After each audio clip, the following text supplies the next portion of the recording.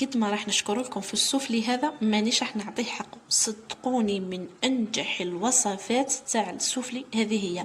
اذا جربتيها راح تعتمديها حياتك كامله وما كيش راح تبدليها. يجي خفيف الطري، ما يجيش معجن. قد ما نشكر لكم فيه. لو كان يخلص الفيديو وانا نشكر مانيش راح نعطيه حقه. تبعوا معايا لا فيديو حتى الاخير وشوفوا الطريقه واحتفظوا بها وخبيوها في عينيكم لانكم راح تحتاجوها في رمضان ان شاء الله. في طبسي نجيب كاس تاع الماء اللي يكون دافي، نضيف عليه مغرفه صغيره تاع السكر، مغرفه نص مغرفه كبيره خميره المطلوع، نص باكا. ضيفوا عليه ربع كاس تاع الزيت، زوج مغارف لحظه. اذا ما عندكش اللحظه ديري حليب في بلاصه الماء. نضيف عليه بياض بيضه، نضيف عليه الفارينه، نخلط. ومن بعد غرفه صغيره تاع الملح، نكمل اللم بالفارينه تاعي. ومن بعد نضيف عليه غرفه كبيره تاع الزبده.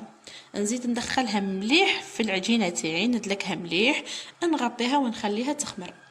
بعد ما خمرت لي العجينه تجي ما تجي طريه ما تجي يابسه، يعني بين وبين.